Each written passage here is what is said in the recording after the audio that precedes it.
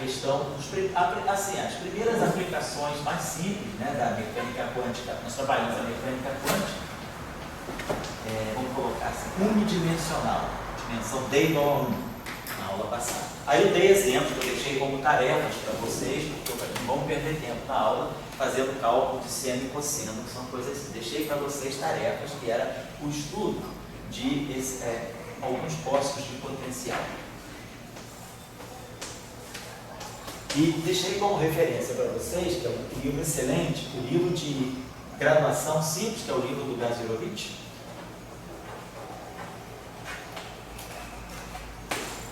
E o livro do Griffiths, de mecânica quântica também. Então, quem quiser pegar exemplos, né, trabalhar a equação de Schrödinger, postos de potencial, barreiras de potencial. Oi! Pode mandar subir, obrigado, pode mandar subir. Então, eu me refiro a vocês ao livro do Gazirovich. Ele tem um capítulo, que eu não sei se é o capítulo 4 ou 5, que ele fala aplicações a postos de potencial. É o capítulo 4 ou 5, e o Griffith também tem um capítulo especial. E aí eu dei para vocês, né, possibilidades de vocês trabalharem, os tipos de postos que vocês poderiam trabalhar. Deixei só como uma tarefa extra, né? Quem quisesse trabalhar, era pegar aquela equação de Schrödinger modificada, que nós vimos na outra vez, né? Que é a equação de Schrödinger com a primeira conversão relativística.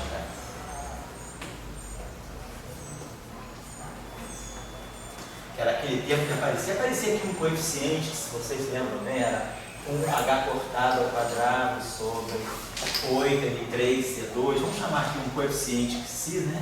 Aqui, aquele 8m3c2, né? Que era, na verdade, era esse termo, ficava com essa correção relativista, P4 sobre 8, me parece, m3c2, algo desse tipo. Então, o P4, né? Fica h cortada quarta, ficava alguma coisa assim, h cortada quarta, corrijam, por favor, se eu estiver errado aqui. E aqui aparecia uma derivada quarta, né? Que era um momento a quarta. Pois não, pode entrar. Era a derivada quarta, que é o momento a quarta potência, mais um V de x, né? Um potencial unidimensional. E aí nós tínhamos isso aqui. Psi, né? De dx, a função de onda, igual a I, H cortado, ddt. Com aqui a derivada parcial, né? Desculpa, a gente vai falar agora da.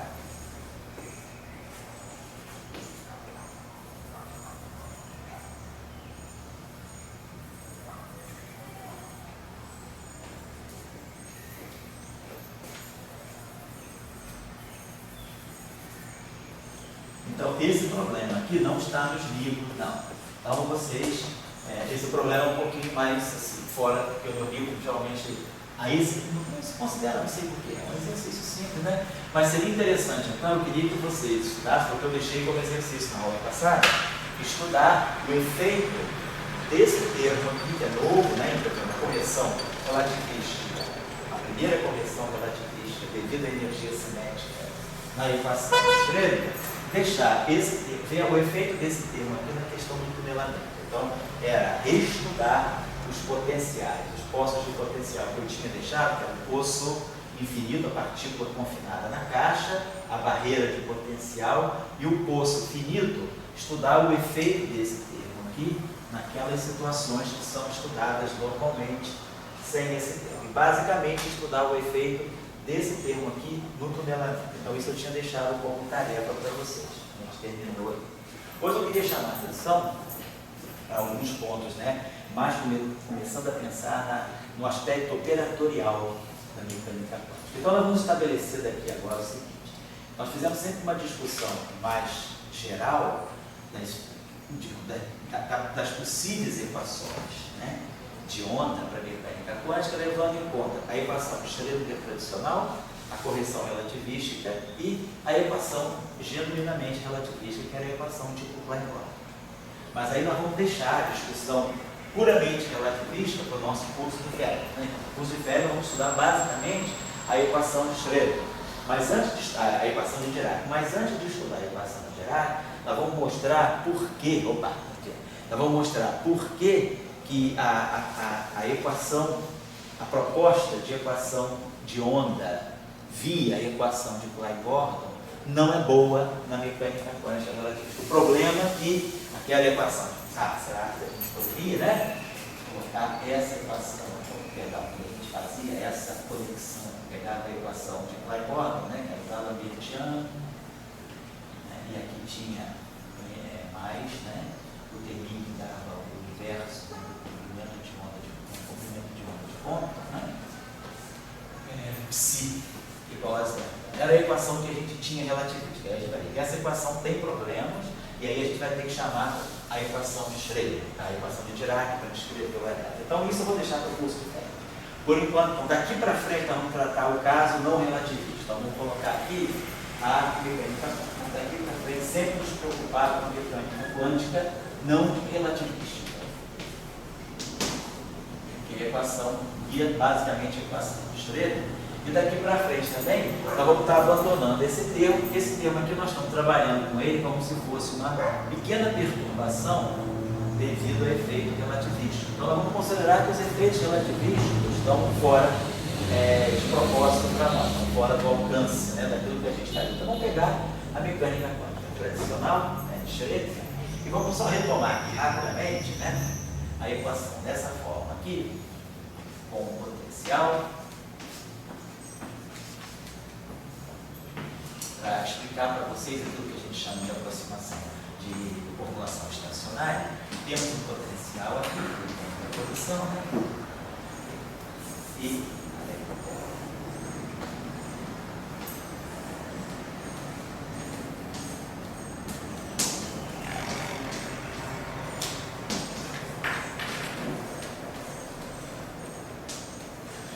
Se tu vai tentar, ia ter uma discussão sobre a complementaridade. Você pergunta simples. A gente, quando tem uma equação como essa, a gente pode pensar sempre qual é a equação da matéria dela, assim? Ou já perde isso? Não, acho que você pode, quer dizer, seja a equação da matéria no sentido da relação entre energia e momento, pode. Via essa equação aí, você já vai saber onde é que entra a energia cinética, os termos que são de origem cinética, os termos que são de origem potencial. Você pode sempre reconstituir, vamos dizer assim, a relação radical. Você pode reconstituir esse modelo, mas ela perde o sentido, digo assim. Perde o sentido. Do ponto de vista da mecânica quântica, aquela equação perde o sentido. Você não está mais falando simplesmente de uma relação entre energia e momento, no sentido determinista. Você está agora usando a relação de energia e momento, está embutida aqui, mas está embutida para te dar a dinâmica da função de onda, que obedece a função de onda. Mas essa função de onda, ela acaba sendo uma onda, não é uma matéria, né? Isso. Ela é uma função de onda que, como é que você descreve a matéria? Aí você vai descrever a matéria pelos valores médios, né? pela amplitude de probabilidade, pelas probabilidades a partir do psi. Você dá essa descrição da matéria. Quer dizer, é onda de matéria, claro, mas você perde o sentido de tratar a partícula como uma partícula descrita por uma relação entre energia e momento. O princípio da complementaridade, assim, os dois são a mesma coisa, né? Assim, mas aí não é bem assim que os dois são a mesma coisa. Isso aí é onda. Matéria. Ele é a discussão, é a mecânica quântica combinatória, justamente a percepção da si. Tradicionalmente chamamos de escola de Copenhague. É uma discussão de onda mesmo. Né? Só para responder uma coisa que você levantou na aula passada, a questão do efeito duro do tunelamento, né? Quando a gente deixou aí como tarefa para vocês, eu estava fazendo um levantamento através de dois livros aí, né? Mais assim, que tem um detalhamento mais histórico. A ideia do tunelamento, ela veio de uma maneira assim, meio subliminar da física nuclear, com os decaimentos alfa, com a emissão alfa. Na época, né, que se estudava a radioatividade, né, começou lá com o Becquerel, com os Curie, né, o decaimentos alfa nucleares, mas não havia uma teoria que explicasse o decaimento alfa. Então, segundo os históricos, né, em 1927, esse cara está ligado à mecânica quântica, né, estudar, na verdade, mais a física quântica, ele, estudando a equação de Schrödinger, um poço de potencial duplo, alguma coisa desse tipo, né? A partícula incide e ela vai passar por um poço de potencial duplo, né? A questão é que se ela vem com uma energia menor do que a energia potencial, claramente, classicamente, a partícula não penetraria, ela seria refletida, porque a energia total seria menor que a energia potencial. Do ponto de vista quântico, né, a partícula vem aqui, ela passa por ela vem ondulatória, aí ali foi feito túnel, ela passa por aqui, aquela tunela de novo e ela aparece aqui. Então, o Lund viu que havia esse tipo de solução tunelamento, mas ele não aplicou. Foi em 28, um nome muito ligado à física nuclear, que é o nosso Gamow, né? Foi inclusive o prêmio Nobel.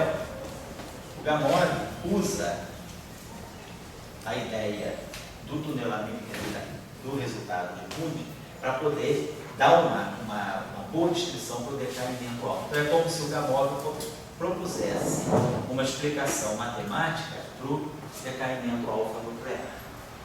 Daí, Max Born, também é um nome muito ligado à mecânica quântica e à teoria quântica do campo, né? Max Born assistiu o seminário do Gamow e aí percebeu que essa ideia ela ia muito além do decaimento alfa. Na verdade, nessa época estava nascendo o princípio da incerteza. O princípio da incerteza de 1728. Então, Max Born relaciona o tunelamento com o princípio da incerteza e estende a ideia de tunelamento como sendo um fenômeno quântico geral. Não é uma coisa estritamente aplicada à física nuclear para explicar o decaimento alfa. Então, Max Born introduz o tunelamento como uma propriedade realmente especial da mecânica quântica. Mas, do ponto de vista experimental, né, o tunelamento só ganha confirmação a partir de 57. Então, em 57, começam as aplicações tecnológicas, transistores, tantas outras coisas, né? E, por exemplo, hoje mesmo, né, essa discussão do neutrino, né, que possivelmente pode ter um neutrino com velocidade maior que a da luz, existem, né, discussões de tunelamento a respeito da possibilidade, né, de você ter mecânica quântica em associação com o tunelamento, propagação com velocidade maior do que a da luz, sem violar a plausibilidade. Então, o tunelamento é um efeito bastante universal nesse sentido, tá? Essa parte do tunelamento hoje em dia pertence à nanotecnologia? O pessoal usa direto. Supercondutividade, aquela geração, aquele efeito de sombras supercorrentes, né? Tudo isso é puro. As junções, tudo é. A nanotecnologia, ela entra numa área de energia específica, assim? Entra, eu acho que sim, porque você entra na área das energias. Se você pensar, a microtecnologia, ela está na faixa do micro, que é 10 a menos 6 metros, né? 10 a menos 3, essa mesofísica, né? Essa física mesoscópica, ela está na faixa dos 10 a menos 6, 10 a menos 7 metros. Quando você entra na faixa dos 10 a menos 9 metros, você já está entrando na faixa da nanofísica, que é a faixa atômica. E aí você já tem energias envolvidas na faixa dos elétron-volts, né? Que são as energias de ligação nuclear, atômicas. Então, essa mesofísica, você pode ter moléculas, por exemplo, você tem energias envolvidas na faixa de 1000 elétron-volts, nesses supercondutores também você tem as energias típicas, são 1000 elétron-volts, né? Mas na nano você já tem as energias, você já está dentro do átomo, você está pegando a escala atômica, você já está na faixa dos elétron-volts. Depois, nuclearmente, você já vai para a faixa dos kappa elétron-volts, keV, né? Então eu acho que você pode dizer que na nanotecnologia você está operando nessa faixa, né, dos elétron-volts. Bom, então a primeira observação que eu queria colocar é a seguinte: se nós temos uma função energia potencial que só depende da posição, claramente da mecânica clássica, isso aqui está representando na mecânica quântica aquilo que na mecânica clássica seria força conservativa, menos a derivada do potencial. Então, na visão clássica, essa equação aqui seria exatamente isso, né? F igual a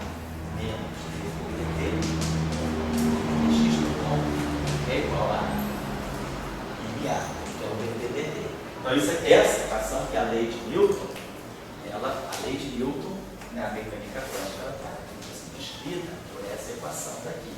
Vamos juntar isso aqui para a aproveitar isso aqui. Isso aqui para nós é o ddt. Então, se nós multiplicarmos essa equação aqui escalarmente, vou botar unidimensional, porque senão eu teria que botar um gradiente aqui. Deixa eu botar de lado assim. Vou botar só o caso unidimensional. Então, o caso que está aqui, vamos tirar o daqui. Então, F igual a menos dvdx, que igual a mdvdt. Então, isso aqui seria a lei de Newton para um campo de forças conservativo. Então, na mecânica clássica, a gente está falando da força. Na mecânica quântica, a noção de força ela é colocada de lado, porque a gente trabalha com a noção de potencial. O que aparece aqui é energia. Isso aqui é energia cinética. Então, vamos ver o que está acontecendo. Se eu multiplico essa equação por V dos dois lados, se eu multiplico aqui por V, eu multiplico aqui por V, o lado esquerdo fica menos dx dt. O lado direito fica V dv dt, é a derivada em relação ao tempo de um meio de mv2. Tá do lado direito. E aí, juntando os dois lados, isso aqui pela regra da cadeia, dá o dv dt, juntando os dois lados, o que a gente tem é isso aqui, a conservação da energia total, energia cinética mais energia potencial, derivada temporal é igual a zero, então nós temos conservação da energia. Então, aquela equação ali, na mecânica clássica, na mecânica quântica, ela está também embutido, já que eu estou falando de um potencial, e o potencial está ligado a uma força conservativa, então a gente está falando de um sistema que conserva energia. Então, basicamente, a gente sabe que a contrapartida clássica, que está aqui, está indicando a conservação da energia. E nós já sabemos que, do ponto de vista da mecânica quântica, é esse operador aqui, que é o operador que representa a energia. Pela complementaridade que eu estou falando aí, para nós, o momento, na mecânica quântica, a gente associa a menos I, H cortado, dtx. E a energia passa a ser representada por uma derivada temporal, IH cortado, ddt. Então, isso é o que a gente chama de complementaridade. Substitui as grandezas clássicas por correspondentes objetos que são operadores, que são operações diferenciais em cima de funções. Então, isso é a correspondência da classe da quântica. Então, isso aqui está representando a energia. Então, o lado direito, aqui, está representando que isso seria energia. Mas esse objeto aqui é constante. A gente espera que I, H cortado, ddt, atuando em si, x, esteja me dando, isso aqui é energia, 5x, esteja me dando uma constante. A energia, o valor da energia é constante.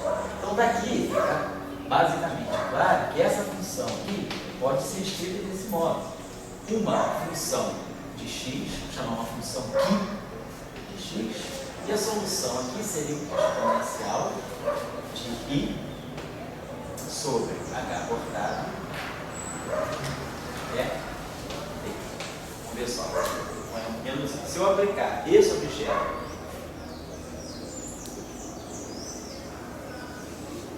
nessa função, claro, isso aqui só depende do tempo. Então, derivar só em relação ao tempo. Essa parte passa fora. Então, eu venho isso aqui. Para que isso aqui reproduza isso, quer dizer, a derivada da exponencial é a própria exponencial vezes a derivada do expoente. A derivada do expoente em relação a t é isso vai dar cortado. Então eu preciso colocar aqui o menos i. Por quê? Porque esse menos i aqui bate nesse i. A hora que isso aqui, esse IH cortado, o DDT aplicar aqui, o IH cortado vai encontrar o menos IH cortado. I com menos i dá 1, H cortado em cima, H cortado embaixo, se cancela, fica igual a E. Então, a solução, isso aqui é o que nós chamamos de solução tipo estacionária. Vocês quem já estudou um pouquinho de onda, lembra lá que quando a gente estuda a equação de onda, 1 sobre V2, V2 menos V2 x2, um fenômeno ondulatório, uma onda, uma função de tx igual a zero. Então, quando a gente fala de estudar ondas progressivas, aí a gente fala, beleza, ondas progressivas, essa função f de tx vai ser a soma de uma função g de x menos dt mais uma função h de x mais dt.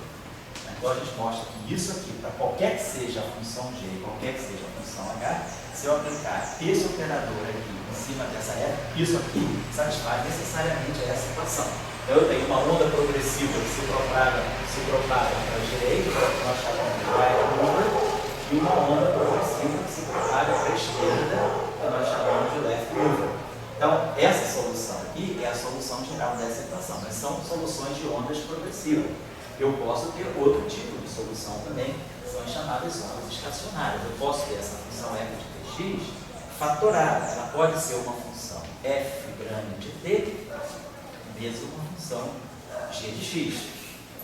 E aí, a gente, ao substituir isso aqui ali, a gente ganha também que a gente pode ter uma solução do tipo estacionária, certo? Então, colocando isso aqui, a gente mostra, por exemplo, que essa função pode ser do tipo seno, né, de kx, né, vezes o cosseno de ômega t. Então, a gente tem uma solução em x e t separadamente. Não é uma solução, não é uma onda progressiva, mas é aquilo que a gente chama de ondas estacionárias que ficam com os nós fixos, né? Então, isso é a solução da equação de onda. Nesse caso da mecânica quântica, né, devido, né, justamente a energia estar conservada, porque nós estamos trabalhando com um potencial que depende de x, então a existência desse potencial aqui significa que na mecânica clássica eu tenho uma força derivada de um potencial. Como nós mostramos ali, é um sistema conservativo, que conserva a energia total. E aí, essa associação entre a energia e esse operador derivado temporal me sugere que a solução geral vai ter essa forma. E aí a forma é uma função de x vezes uma função de t. Só que essa função de t está bem determinada, é uma exponencial complexa, ou seja, uma função completamente oscilatória, né? É um cosseno de i sobre h cortado é t menos cosseno de e sobre h cortado t, né? Na verdade seria cosseno disso aqui menos i seno de e sobre h cortado t. Lembrando aí para vocês, só uma questão dimensional, né? A constante de Planck é energia vezes tempo. Então a energia com energia cancela, tempo com tempo cancela, eu gero um argumento aqui realmente sem dimensão física. Cosseno de um ângulo irradiando menos o i seno do outro ângulo irradiando. As unidades estão ok. Então, essa solução é uma solução completamente oscilatória no tempo, né? Então, eu tenho uma solução que oscila no tempo e uma solução que de x. Então, na verdade, nesses casos, a gente nem se preocupa mais de procurar a solução psi de tx, porque eu já sei que a parte temporal está amarrada por causa dessa conservação da energia. O que eu preciso buscar, na verdade, é quem é a função aqui de x. Né? Então, deixa eu apagar isso aqui. Então, se a gente sabe que essa equação, eu já sei que isso aqui é um qui de x, né? Vezes a exponencial menos i sobre h cortado é t, substituo isso aqui. Então, quando eu derivar em relação, quando eu fizer essa substituição aqui dentro, o qui de x, sabe? O qui de x passa pela derivada temporal. Aí a derivada temporal vai bater na exponencial, vai reproduzir a própria exponencial, só que multiplicada pela derivada do expoente. Esse h cortado vai pegar aqui com isso. Então, no fundo, o que a gente mostra, colocando isso aqui e aqui, e colocando essa mesma coisa aqui, essa equação recai nisso aqui. Então, é um passozinho simples, só de derivada primeira. Aí as exponenciais dos dois lados se cancelam, então eu ganho i de x igual a f de x, que é a chamada forma estacionária da equação de Schrödinger. Então, quando a gente diz que vai resolver a equação de Schrödinger unidimensional, ou qualquer equação de Schrödinger, a gente geralmente fala da equação de Schrödinger já na forma estacionária. A gente já está esquecendo a dependência temporal, porque já está claro que a dependência temporal é aquela exponencial que eu já estou sabendo que eu não preciso nem escrever. Ou seja, dada essa função, eu completo a função de onda agora com dependência temporal, sempre pegando o meu de x, eu vou calcular, e sim, cada problema como eu deixei nas tarefas de casa da outra vez, pegando o posto tal, pegando o posto tal, pegando o posto tal, cada posto de potencial, cada problema específico de potencial tem a sua solução aqui. Eu pego essa solução aqui e multiplico aqui, simplesmente por essa exponencial. E aí eu completei a função de onda com a dependência temporal. Então, o problema se reduz, basicamente, sempre a achar a dependência espacial. A equação de Schrödinger na forma estacionária, ela vai nos amarrar a função aqui de Schrödinger. Por exemplo, quando a gente resolve o átomo de hidrogênio, por exemplo, que nós vamos fazer aqui, isso aí eu vou deixar depois como tarefa para você fazer, mas eu vou fazer de outro modo, que é um modo usando só teoria de grupo. Mas se a gente, na verdade, se fosse resolver essa equação diferencial, no átomo de hidrogênio é a mesma situação.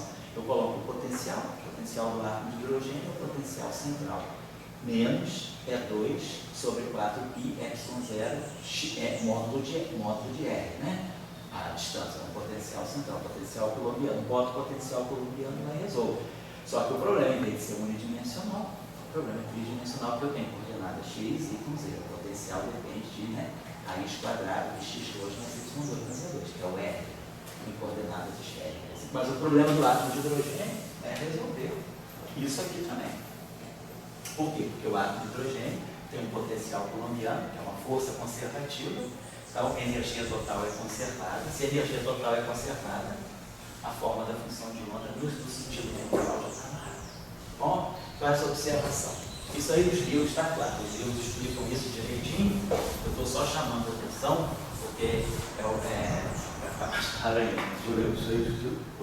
Um elétrico, por exemplo, ele é antigo, o significado da física de Newton para ele depende da situação. Por exemplo, né? Quando é que você, por exemplo, se você assim, eu tenho um elétron num campo elétrico. Então a gente sabe, lá da física 3, né? A gente sabe que se o elétron está no campo elétrico, a força elétrica é a carga do elétron vezes o campo elétrico. Então eu sei que existe essa força de natureza eletrostática atuando no elétron. Então eu sei que isso aqui vai ser ddt do momento do elétron. Então, tem esse problema aqui para resolver. Então eu sei que isso aqui vai me dar campo elétrico, que é menos o gradiente do potencial eletrostático. Isso aqui é igual a m ddt. Vou colocar assim. Então, minha historinha. Multiplico essa equação aí por V, só que agora eu faço o produto escalar. Nós temos isso aqui. ddt de 1 meio, classicamente, newtonianamente falando, né? Mais, F igual a zero. Então, de novo, a energia total é conservada. Que é a energia total agora? É a energia cinética mais a energia potencial. Quem é a energia potencial agora? Se eu tenho, por exemplo, quem é o elétron, está num campo elétrico externo. Esse campo elétrico é o gradiente de algum potencial. Todo campo eletrostático associa o potencial. Então, eu multiplico a carga pelo potencial eletrostático, eu ganho a energia de interação de uma carga com potencial, ou a força de interação de uma carga no campo elétrico. Na mecânica clássica, a gente fala da força elétrica. Então, agora eu tenho que trazer isso aqui na mecânica quântica. Então, se eu quiser colocar isso aqui na mecânica quântica, é a equação de Schrödinger que vai estudar um elétron num potencial externo, vai ser energia cinética aquilo lá, menos H cortada ao quadrado sobre 2m, só que a velocidade, agora aquilo que é o d2, dx2, no caso tridimensional, vírgula gaussiana. Potencial mais F igual a F aqui. Só que agora é aqui a coordenada tridimensional x. Estou resolvendo aí a equação de Schrödinger no elétron no potencial externo. Se esse potencial for o potencial, você já falou do átomo de hidrogênio. O que é o átomo de hidrogênio?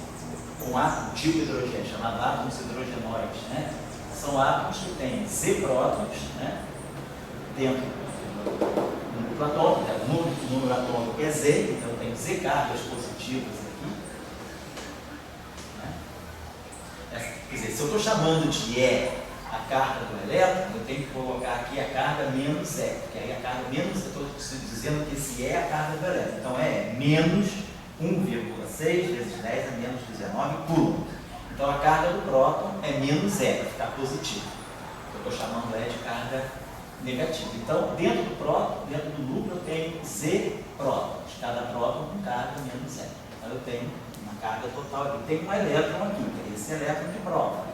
Então, o potencial, né, todo mundo já calculou isso, quando a gente tem uma carga, né, total, uma carga total, aqui numa distribuição de carga, uma carga total desse cara vai ser menos E, o potencial é a carga total sobre 4 pi epsilon 0, modo, chama de R, né, coordenadas R, a coordenada R, que é raiz quadrada de x2 menos y2 essa coisa. Então, o potencial, a energia potencial é multiplicar a carga do elétron pelo potencial que o núcleo atômico positivo está gerando. Então vai dar um menos E.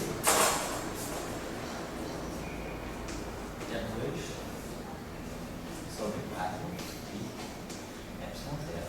Então isso aqui seria não, é.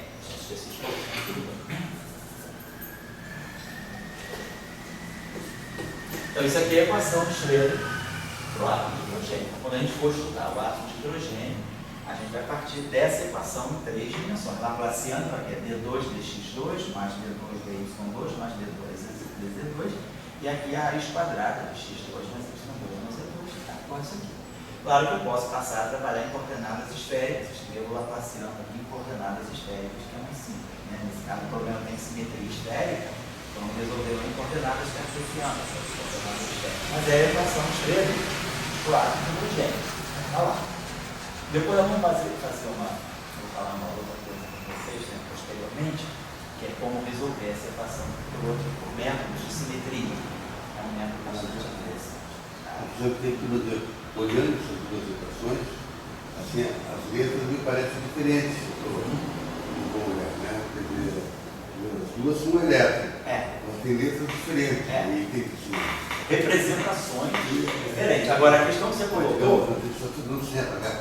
Nessas letras diferentes, essa aqui me parece determinística, e a outra não é.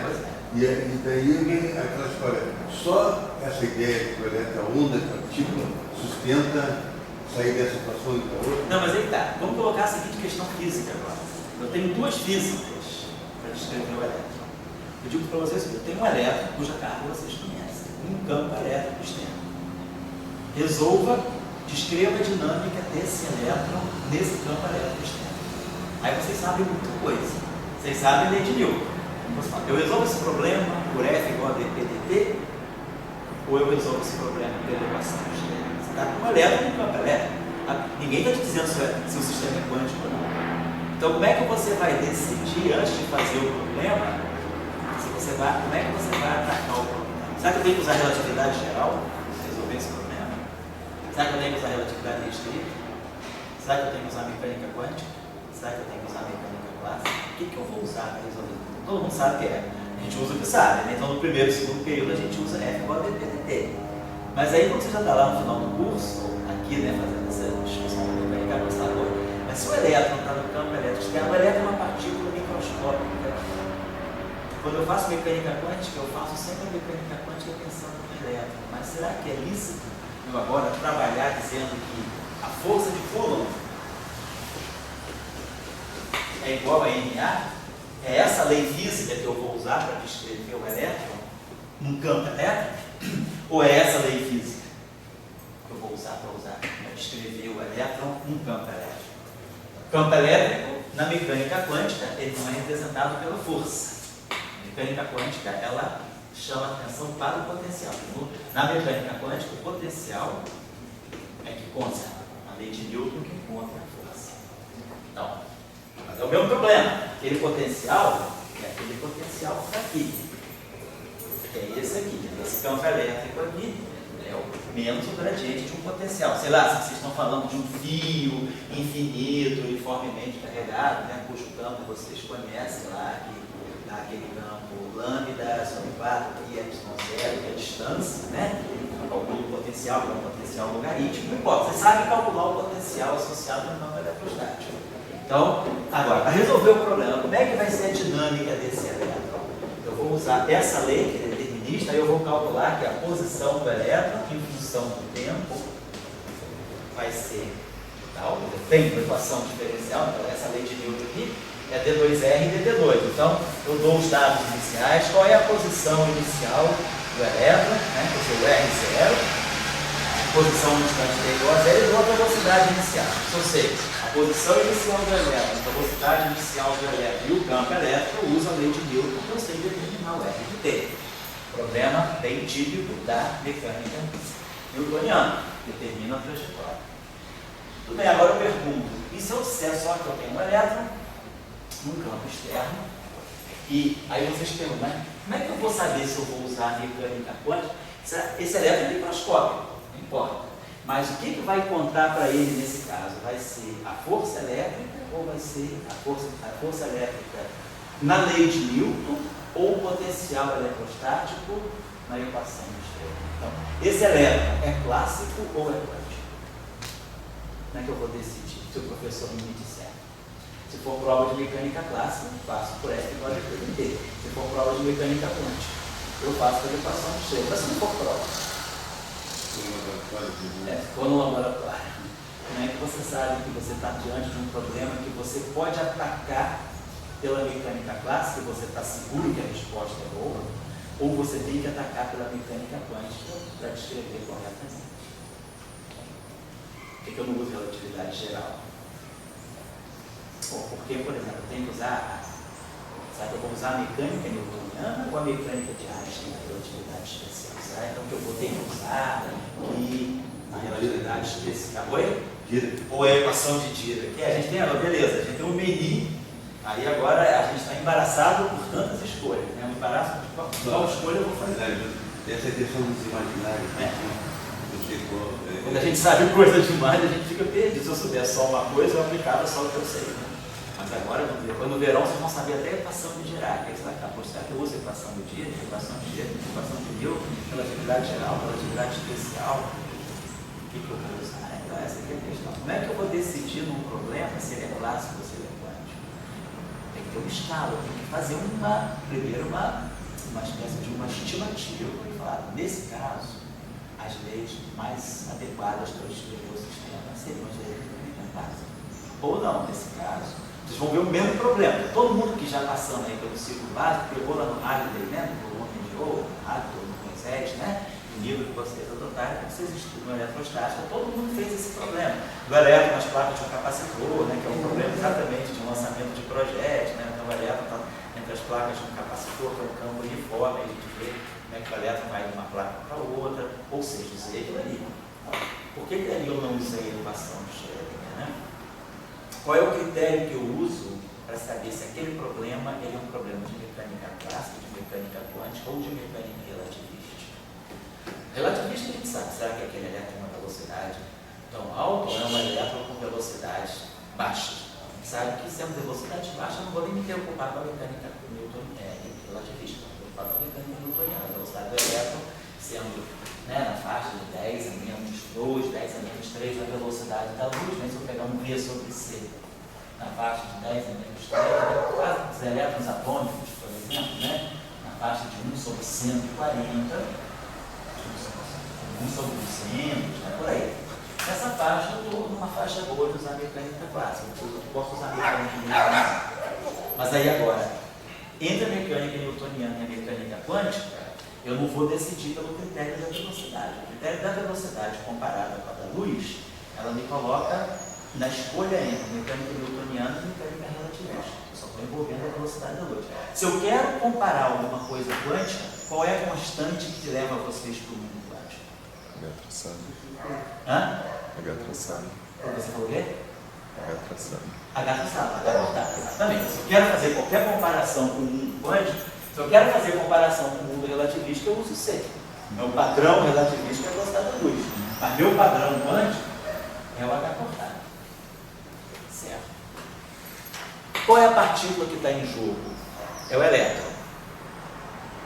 O que eu posso fazer, né, com esse elétron? Então, o elétron a gente sabe, associado ao elétron, associado a toda partícula quântica, existe aquele chamado comprimento de onda de Compton da partícula. O comprimento de onda de Compton de qualquer partícula de massa m é h cortado, constante universal, sobre a massa, que vai depender de partícula para partícula, mas uma outra constante universal, que é o c. Esse c aqui vem de novo lá do Compton. É o comprimento de onda Compton de uma partícula de massa m. Então, esse comprimento de onda de Compton, né, como a gente já discutiu aqui mais no início do curso, né, nas motivações físicas, ele dá para nós, né, o quanto, né, associado a uma partícula, pelo princípio da dualidade onda-partícula, né, o princípio de dualidade de de Broglie, diz que a toda partícula massiva com momento linear P, então uma partícula tem massa m e velocidade v, então ela tem momento linear P não relativista. A essa partícula eu posso sempre associar um comprimento de onda que é h sobre o módulo de V. Então, se uma partícula está em movimento, né, o movimento dela tem um momento, então associado a esse momento eu posso associar um comprimento de onda chamado comprimento de onda de Compton, que seria o aspecto dual, seria a partícula vista como uma onda, foi o que nós tínhamos falado. Então, o comprimento de onda de Compton não pega a velocidade V, pega a velocidade da luz. Esse comprimento de onda de Compton está dizendo que, associado a toda partícula, existe, é como se a partícula, do ponto de vista quântico, ela não fosse uma partícula uniforme localizada. Ela é uma partícula que está razoavelmente distribuída no espaço. Então, esse comprimento de onda de Compton mede o quanto a partícula ela tem, vamos dizer assim, ela se espalha em torno de si mesma. Qual é a região que eu começo a penetrar na partícula? Então, no caso do elétron, se a gente colocar aqui as constantes que a gente conhece, né? Aqui.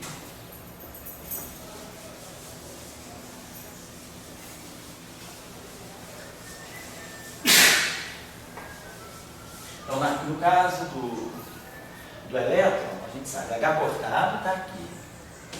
M, massa do elétron, vezes C. H cortado, vamos fazer cálculo só estimativo. H cortado é na faixa de 10 a menos 22. Vamos colocar em unidades que a gente já sabe, né? Que são as unidades melhores para colocar no mundo atômico. Vamos colocar em unidades de MeV, né? O eletronvolt, mas isso aqui está representando a energia, Joule, né? Em vez de trabalhar com Joule, se fosse Joule eu teria 10 a menos 34, né? Quer dizer, a constante Planck, H cortado é 1,056 vezes 10 a menos 34 Joule por segundo. Mas eu não vou usar Joule, eu vou passar Joule para eletronvolt. Eu sei que um Joule, um eletronvolt, é 1,6 vezes 10 a menos 19 joules. Então, esse Joule aqui eu multiplico por um fator 10 a 19. Então, vai aparecer aqui, na verdade, 10 a menos 15 eletronvolt vezes Joule. Mas o eletronvolt é 10 a menos 6 do MeV. Então, aqui aparece um 10 a menos 21 MeVs. Só que, como eu não estou colocando os cálculos, a constante que vai aparecer aqui é mais próxima, tá certo, é pequena, então desculpa, vou colocar aqui, é 10 a menos 21. Tá certo, então dá 10 a menos 21 MeVs. Bom, então aproximadamente H cortada é 10 a menos 21 MeVs vezes segundo. Aí a massa do elétron, em vez de colocar a massa do elétron em quilograma, né, 10 a menos 30, eu vou colocar a massa do elétron em unidades relatividade. A massa do elétron, a gente sabe, é aproximadamente 0,5, tá, aproximadamente 1, vamos colocar assim, vezes 0,5 MeVs por C ao quadrado, quer dizer, o MC2 do elétron, né? Então eu podia até, desculpa, voltando aqui, usando o truque que eu ensinei a vocês. Sempre mecânica quântica tenta um pouco completar H cortado com C. Multiplica por C aqui, multiplica por C aqui. Fica, então, o comprimento de onda de Compton, se vocês quiserem, podem sempre escrever assim, ó, H cortado C sobre MC2, que fica mais fácil, para evitar cálculo demais. Aí, comprimento de onda de Compton, H cortado C é uma constante universal. H cortado C vale 197 MeVs vezes Fermi. A unidade de H cortado C não é energia vezes H cortado é energia vezes tempo. H cortado é energia vezes tempo. Mas H cortado C é metro por segundo. Então comprimento sobre tempo. Então tempo cancela. Então H cortado C é unidade de energia vezes comprimento. Então energia está aqui. Em vez de trabalhar em joule, eu trabalho em metro. E comprimento está aqui. Em vez de trabalhar em metro, eu trabalho em Fermi. Um Fermi, 10 a menos 15 metros. Um Fermi é praticamente o tamanho do raio atômico. Do raio atômico, do raio nuclear. É o tamanho médio, é o tamanho típico de um átomo na faixa dos Fermi. Então, por isso decretou que 10 a menos 15 metros é o tamanho típico dos núcleos. 10 a menos 10 metros é o tamanho típico dos átomos. 10 a menos 15 metros é o tamanho típico do núcleo. Então, essa unidade passou a ter o nome por causa do Henrico Fermi, então 10 a menos 15 metros por Fermi. Então, eu estou expressando H cortado C já nas unidades atômicas volts, né? Boto em MeV porque no mundo das partículas as energias estão sempre referidas ao eletronvolt, K eletronvolt ou MeV. Isso aqui é 10 a 6, quilo 10 a 3. Então vamos trabalhar com MeV, estou falando de partículas, né, MeV. E aqui é a unidade de comprimento. Então, MC2. Então, H cortado C, vocês podem sempre calcular o comprimento de onda de ponto de uma partícula usando essa expressão, que já fica pronto o numerador. Agora, MC2 é fácil, é tabelado. Qualquer partícula, eu sei o MC2 dela, que é energia de repouso relativista. Então, isso aqui é uma constante universal, 197 MeV vezes Φ. MC2, no caso do elétron, é 0,5 MeV. Massa de repouso do elétron, energia de repouso do elétron, 0,5 MeV. Se eu colocasse o próton, seria 938 MeV. Então, dependendo da partícula, eu sei o MC2 de cada partícula.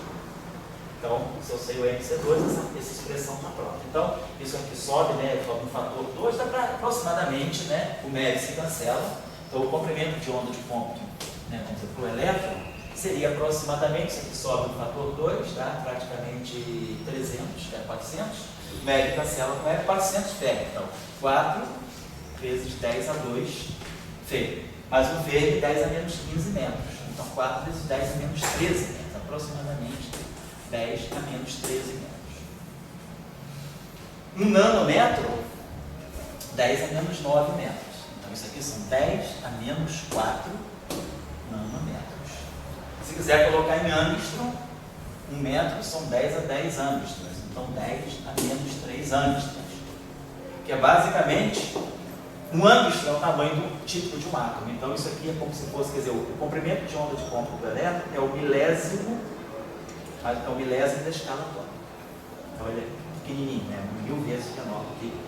Então, então, isso significa o quê? Significa o comprimento de ponto, né? Quer dizer, significa o comprimento que se espalha em torno do elétron. Então, se eu começar a chegar perto do elétron, se eu começar a entrar aqui a distâncias na faixa de 10 a menos 3 anos, eu já começo a fazer uma radiografia mais interna do elétron. Então, é quando os efeitos quânticos, aqui nessa região, né, os efeitos quânticos são importantes. Então, essa escala aqui, 10 a menos 3 angstroms ou 10 a menos 13 metros, seria a escala, vamos dizer, uma escala onde o efeito quântico pode começar a sentir. Agora, será que esse campo elétrico, ele me leva mais ou menos, ele percebe essa escala? Então, como é que eu posso agora relacionar um campo elétrico com esse comprimento? Né? Como é que sabendo, dependendo do campo elétrico, eu sei que eu estou penetrando na estrutura do elétron ou não? Né? Como é que parâmetro que eu vou usar? Então, vamos pensar o seguinte. Um campo elétrico, quem já estudou um pouquinho de física 3, né, eletrostática, sabe que a densidade de energia, né, associada a um campo elétrico é na faixa de 1,5 de E é 2. Então, isso aqui é a densidade, né, de energia associada a um campo elétrico. Energia com unidade de volume, né, associada a esse campo elétrico. Então, esse campo elétrico aqui, ele já me cria, né, uma unidade de energia. Então, eu posso saber, por exemplo, né, esse campo, vamos dizer, naquela região, né, em que aquele elétron está, o elétron ocupa mais ou menos, qual seria, eu sei aquele volumezinho, então mais ou menos eu sei quanta de energia elétrica estaria acumulada em torno do elétron. Então, eu posso calcular aqui a energia. Agora, quando nós conhecemos a energia, né, então o valor da energia, eu posso converter numa escala de comprimento, exatamente por causa disso aqui. Essa grandeza aqui, observe, aproximadamente 200. 197, para efeito de estimativa, isso é aproximadamente 200. 200 MeV vezes 3. Isso aqui me cria, quer dizer, H cortado e C juntos, né, eles me criam uma escala que me relaciona, me relaciona energia com comprimento. Então, a partir de um campo elétrico, eu consigo ter uma ideia de uma escala de energia. Agora, a partir dessa escala de energia, eu começo a ter ideia de uma escala de comprimento. Então, a gente poderia pensar o seguinte, né?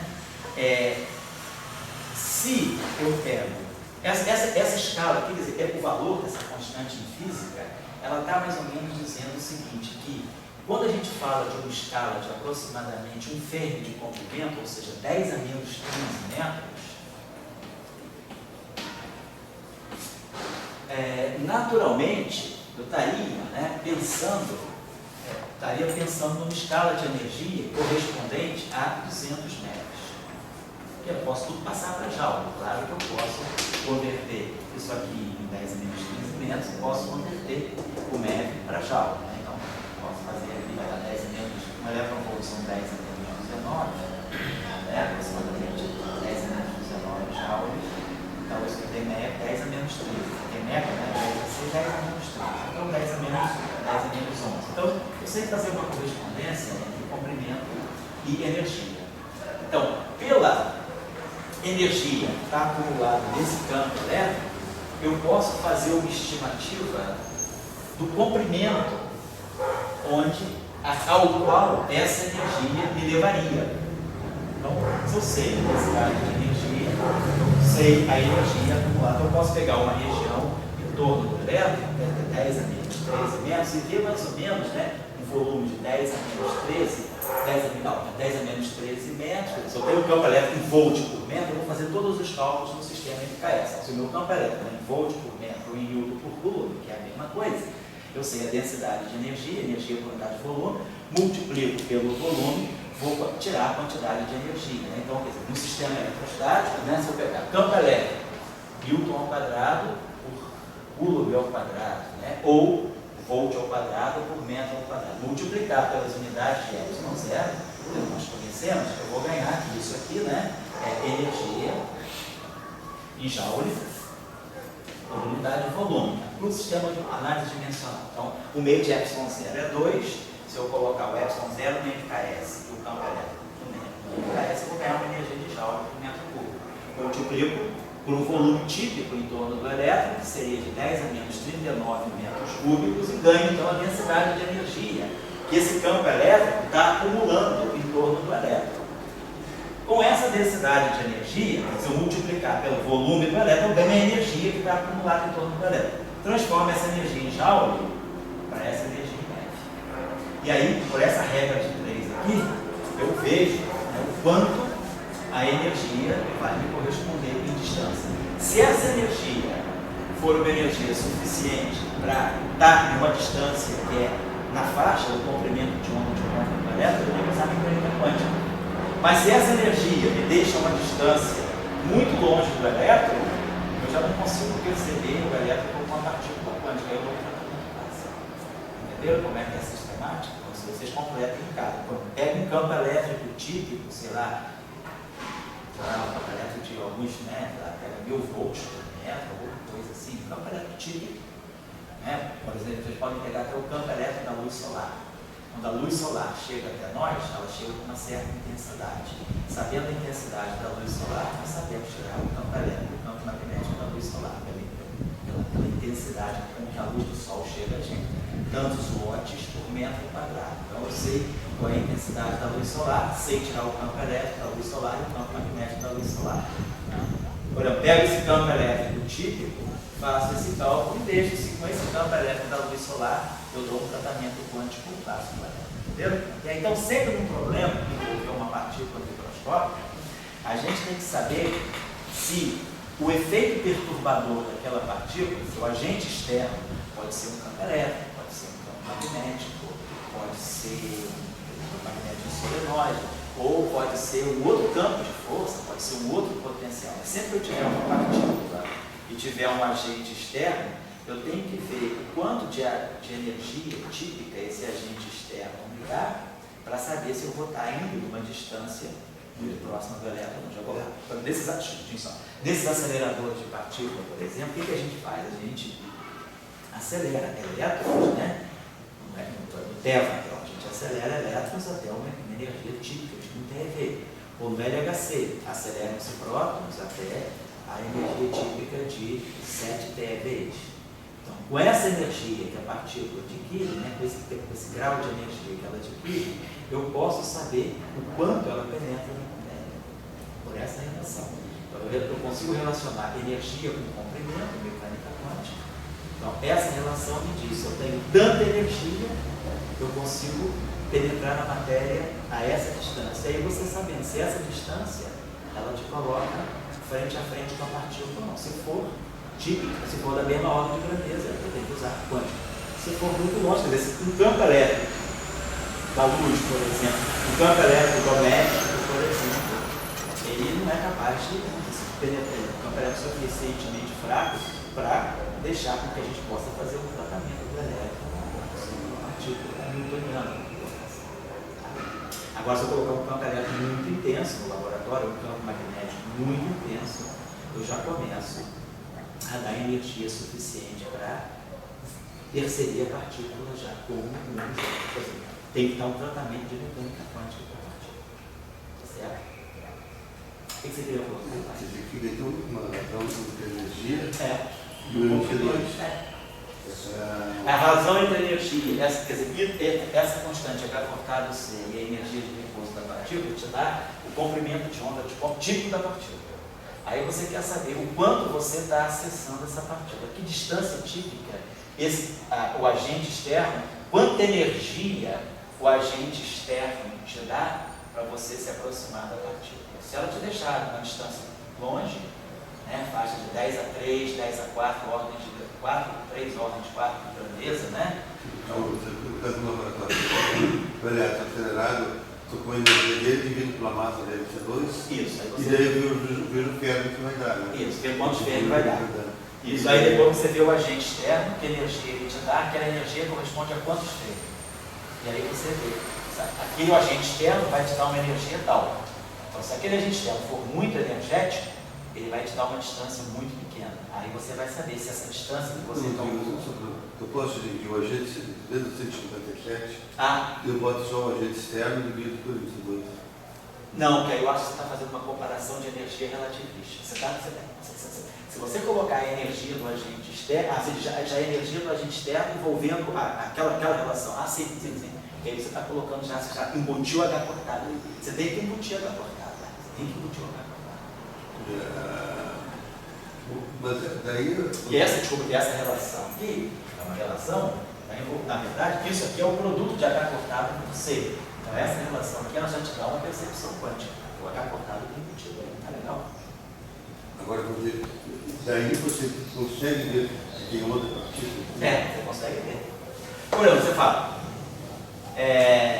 vamos dizer assim... É que eu nunca vi isso falado assim muito você vê, por exemplo, abertamente. Não, tá legal. Por exemplo, se você estiver falando, vamos pensar o seguinte, se você estiver falando de elétrons, vamos supor que você tem elétrons acelerados a velocidade, você pega um elétron que esteja com velocidade 0,9. Vamos ver. Fala de elétron. Isso, vamos pegar um elétron. Vamos pegar um elétron de velocidade C sobre 7. Isso, vamos pensar nisso. Elétrons, por exemplo, para nano é matéria, vamos dizer, material macroscópico, matéria condensada. Né? Então, são elétrons não relativos, são elétrons presos, né? Quer dizer, não estruturas, você está falando de elétrons ligados a orbitais atômicos, que estão em orbitais atômicos, né? Então, você está falando de elétrons típicos atômicos, são elétrons que têm velocidade, vamos dizer, na faixa de C sobre C. Não é um elétron de um acelerador, por exemplo, que você joga para velocidade quase de C. É um elétron típico do material, um condutor, um supercondutor. Então, nos materiais, né, em que você gera, né, tem corrente elétrica, né, as velocidades típicas dos elétrons são na faixa de C sobre 150, C sobre... Vamos botar C sobre 100, um cálculo estimativo bem grosseiro. O valor correto seria colocar na faixa de C sobre 140. Vamos colocar C sobre 100. Esse elétron tem essa velocidade. Vamos calcular então o comprimento de onda dele, não de ponto. O comprimento de onda, ele tem um certo velocidade, ele tem um certo momento. É o mv do elétron, a massa vezes a velocidade do elétron vai ser mc sobre 100. Certo? Se a velocidade é v, é c sobre 100, então a massa vezes a velocidade vai ser mc sobre 100. Então isso aí é o momento desse elétron, tá certo? Para ficar mais fácil o cálculo, a gente vai fazer assim, bota C2 aqui e bota C aqui. Por quê? Porque esse número é um número que eu conheço. E esse C também eu conheço. Então, fica mais fácil de botar aqui não sei quantos vezes 10 a menos 30 quilogramas e multiplicar aqui por 3 vezes 10 a 6 metros por segundo. É mais fácil já colocar em unidades assim, naturais, né? Unidades naturais. MC2 do elétron, 0,5 metros. Energia de repouso do elétron. 100 vezes C. C, 3 vezes 10 a 8 metros por segundo. 6 é 3 vezes 10 a 8 metros por segundo. Tá. Então vamos fazer o seguinte. Até para... Não vamos nem fazer o cálculo ainda. Vamos deixar assim. Deixa eu fazer o cálculo. Tá bom? Agora então eu sei qual é o momento do elétron. Vamos pegar o comprimento de onda de Compton do elétron. Então, não o comprimento de onda, comprimento de onda de de Broglie. Se o elétron tem esse, não é o comprimento de onda de Compton, que é sobre o MC do elétron. Vou pegar aqui e colocar o C. O comprimento de onda de Compton é isso aqui. É MC. Eu vou colocar, vou pegar o comprimento de Compton, de de Broglie, que é H sobre o momento do elétron. O momento dele. Então, eu vou precisar. Então, eu sei a velocidade sem o momento. Vou deixar assim. Por enquanto, vou deixar assim, sem o C. M vezes C. Vamos pegar, então, o comprimento de de Broglie do elétron. H, constante Planck, não H cortado, H, é o comprimento de de Broglie mesmo, sobre MV. Então, H sobre MC sobre 100. Então, sobe um 100 aqui. Tá certo. Então, para gerar o que eu gosto, vamos fazer o seguinte. Eu não conheço, eu gosto sempre da combinação H cortado C. Então, para eu gerar um H cortado, eu tenho que dividir por 2π. Então, eu multiplico por 2π e divido por 2π, H sobre 2π, H cortado. Gerei o H cortado que eu gosto. Multiplico 2π, H cortado, H. Multiplico por C, que eu conheço legal, H cortado C. Multiplico por C. Então o cálculo fica fácil lá. Em vez de ficar botando tudo ali, né? H cortado C está aqui, 200 metros vezes F. Já vou calcular o comprimento de onda já em F. Então H cortado C, 200 metros vezes F. Claro, o comprimento de onda tem que dar aqui. O comprimento de onda é comprimento. Então eu tenho que ter no final do dia uma resposta de comprimento. Que seja em fermo, porque fermo é 10 a menos 15 metros. Então não tem problema. Estou caminhando no lugar certo. Porque MC2 é energia. Eu sei MC2 em metros, 0,5 metros. O único fator, né, pentelioso aqui é o 2π, mas 2π e 3π. Está tudo aproximadamente 6. Só cálculo estimativo, né? Tudo se aproximado. Então, 2π na faixa de 6. Então, 6 por 0,5 dá um fator 12. Faltou 100. Oi? Tinha 100 vezes 2π. Ah, faltou 100, vou botar então. Tinha um fator 12, que é o 2π, então tem que botar um fator 100 aqui. 100. Então, H cortado C, produzi aqui a 0,5, que eu já capturei com o C que deu 12, e tinha aquele 100zinho que eu tinha esquecido. C era numerador ou denominador? Ah, tá certo. C sobre 100, sim, obrigado. Então tá legal. Então, média por média cancelou. 12 vezes 200 dá 2.400. 2,4, né, vezes 10 a 3, vezes 10 a 5.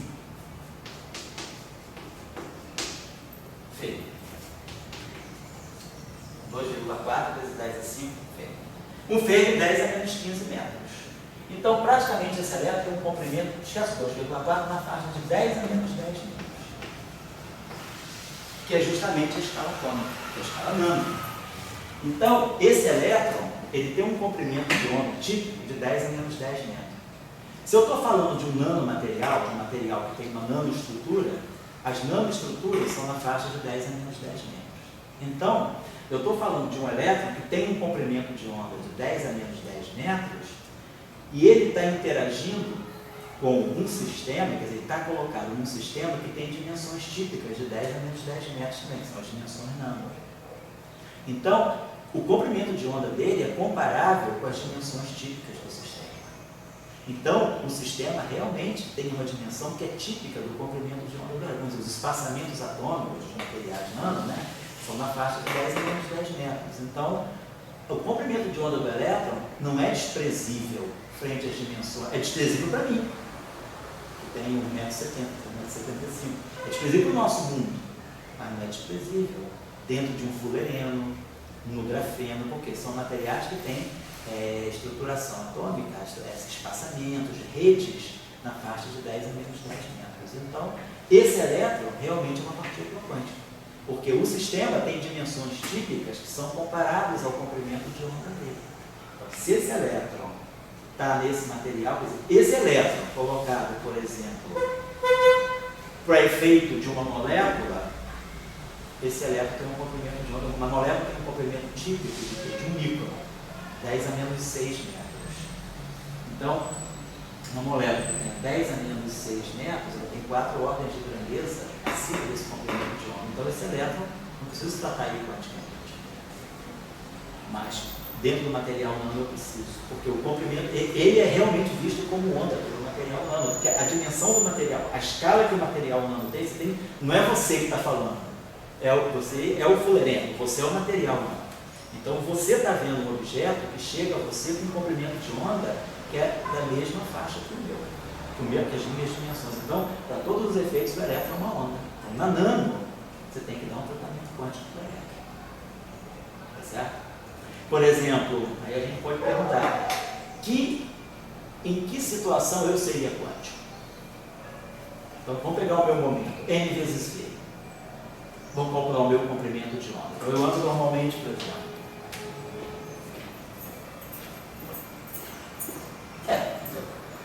Tem 2 passos por segundo.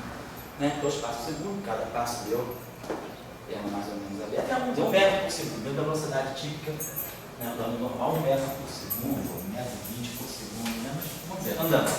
Então, se eu tenho uma velocidade de 1 metro por segundo, eu vou calcular o meu momento. É massa, revelar meu peso. 75, sei lá, 70 quilos, eu acho que não cheguei a 75 ainda não. Então, 70 quilogramas vezes metros por segundo. Então, esse é o meu momento. Então, vamos calcular o meu comprimento de corpo. Comprimento de tempo ali, meu. Então, vai ser H. Agora, eu estou com um problema sério de dimensão, porque eu não sei que a massa de repouso em eletron-volt. Eu não sou elétron nem próton para saber o meu MC2. Então, vamos trabalhar no sistema NKS. Então, tá. NV, 70 quilogramas metros por segundo. Então, H tem que colocar a constante Planck em unidades de Joule em segundo. 10 a menos, cerca de 10 a menos 34. Joules segundo. Joule é o que? Joule é quilograma metro ao quadrado por segundo ao quadrado, né? Que é NV2, quilograma metro ao quadrado por segundo ao quadrado. E vezes segundo, Joule segundo. Então, esse segundo aqui cancela com esse. Então, esse segundo aqui cancela com esse quilograma aqui cancela com esse, e esse metro aqui cancela com esse. Então, meu comprimento, bota aqui um 10 a 2, então meu comprimento vai ser na faixa de 10 a menos 36 metros. Ou seja, 10 a menos 21 feito. Então, se eu conseguisse entrar num sistema na faixa de 10 a menos 21 feito, ou seja, eu só seria quântico num mundo que tivesse dimensões típicas de 10 a menos 36 metros. Então, eu me considero clássico. Está claro o problema? Então, se eu estivesse interagindo com um sistema cujas dimensões típicas são o meu comprimento de onda, esse sistema deveria como uma onda. Mas eu estou interagindo aqui, nesse mundo de metros, né? Para 1 metro, eu tenho 36 ordens de grandeza abaixo dele. Então, meu comprimento de onda é zero, praticamente, no mundo agora. Se eu tivesse, assim, um mundo bem microscópico, né? Mesmo da comprimento de planta, a escala menor que a gente tem em notícias, que a física consegue produzir, é 10 a menos 33 centímetros.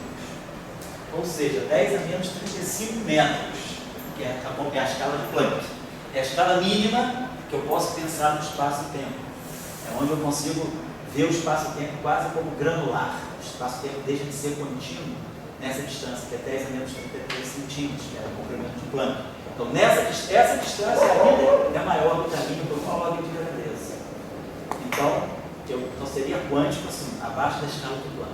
Então, quer dizer, se você sabe o comprimento de onda de uma partícula, você pode já fazer uma estimativa de qual é a relação entre o comprimento de onda dela e as dimensões típicas do sistema onde ela está. Por isso que o elétron, por isso que o átomo, ele precisa de um tratamento quântico, porque se o elétron no átomo tem uma velocidade na faixa de C sobre 100, que foi o que nós fizemos aqui, nós vimos que o comprimento de onda típico do elétron é 10 a menos 10 metros, que é exatamente o comprimento típico de um átomo. Então, quando o elétron está dentro de um átomo, o comprimento de onda dele não é por acaso, mas o comprimento de onda dele bate com as dimensões do átomo.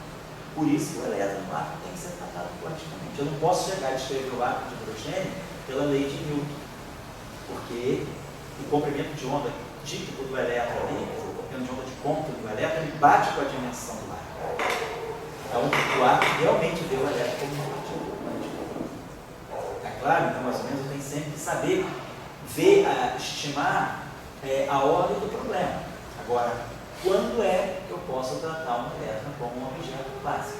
Vai depender. Se eu colocar um campo externo, tipo de um capacitor, numa televisão, por exemplo, campo elétrico tipo de uma televisão, campo elétrico, os campos elétricos domésticos, campo elétrico macroscópico, eles dão pouca energia para o elétron. Agora, se eu pegar um campo elétrico intensíssimo, campo magnético no LHC, campo elétrico no LHC, ele é muito alto. Basta que o elétron acelere até, no LHC não, que é próprio, mas no Tevatron, no Fermilab, você pega o elétron, tira ele do repouso e joga ele até uma energia de quantos? De 1000 GeV.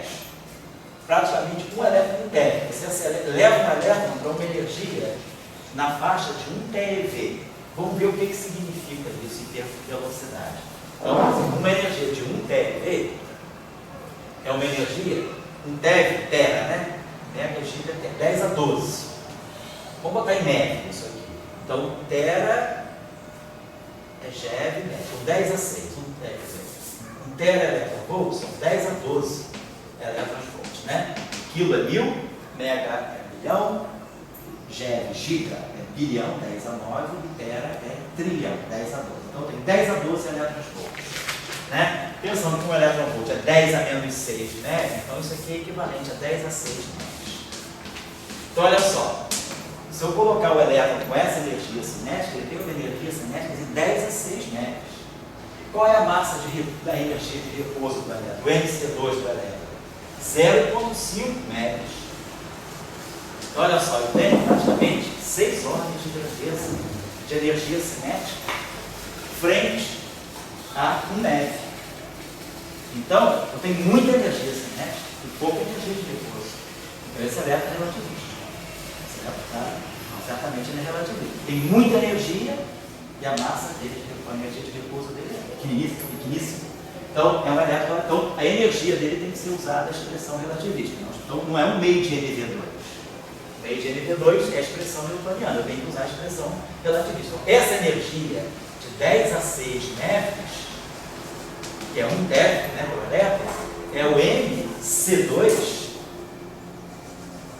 gama, o fator gama da relatividade, né? É 1 sobre a raiz quadrada de 1 menos V2 sobre C2. Então, eu tenho que usar a expressão relativista. Por quê? Porque o elétron está, eu sei que não me disseram, mas eu já fiz a estimativa e vi que o elétron tem muita energia cinética comparada com a sua energia de de repouso. Então esse elétron é muito relativo.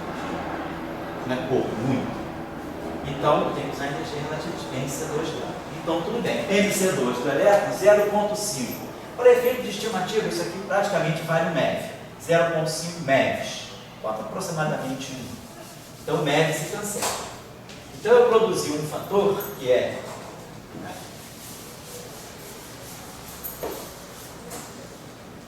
raiz quadrada de 1 menos V2 sobre C2, né? 1. Então 10 a 12, vamos botar aproximadamente, né? Levando ao quadrado, é 1 sobre 1 menos V2 sobre C2. Então, o fator na faixa de 10 a 12. Então, vamos dar uma olhadinha aqui. Então, se eu quiser ver isso aqui, posso fazer o seguinte, então. 1 menos V2 sobre C2 vezes 10 a 12, eu vou ter o seguinte, ó, 10 a 12 menos 10 a 12 V2 sobre C2 é igual a 1. Vou dar próximo até 1. E só multipliquei isso aqui. Aí passa isso aqui para cá, vou jogar aqui 1 menos 10 a 12.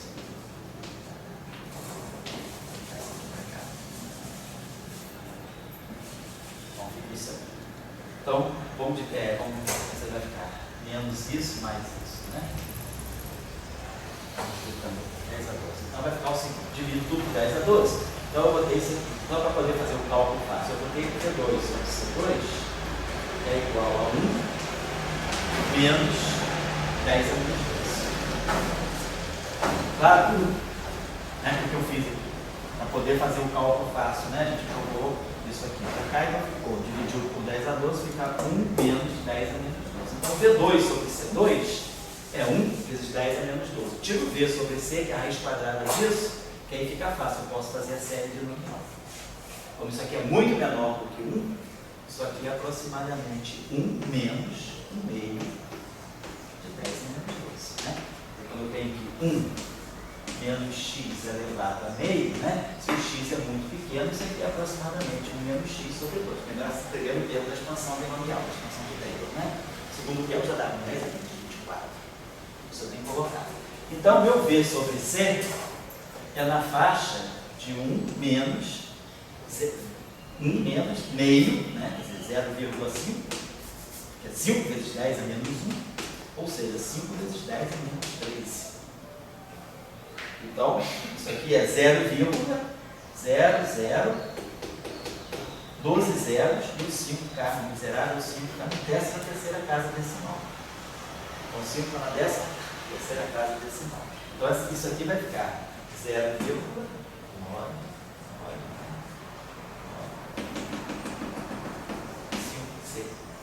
A velocidade do elétron quase que a velocidade de luz. Certo? Esse elétron, né, nesse acelerador, ele é praticamente quase que eu coloco no elétron a velocidade da luz.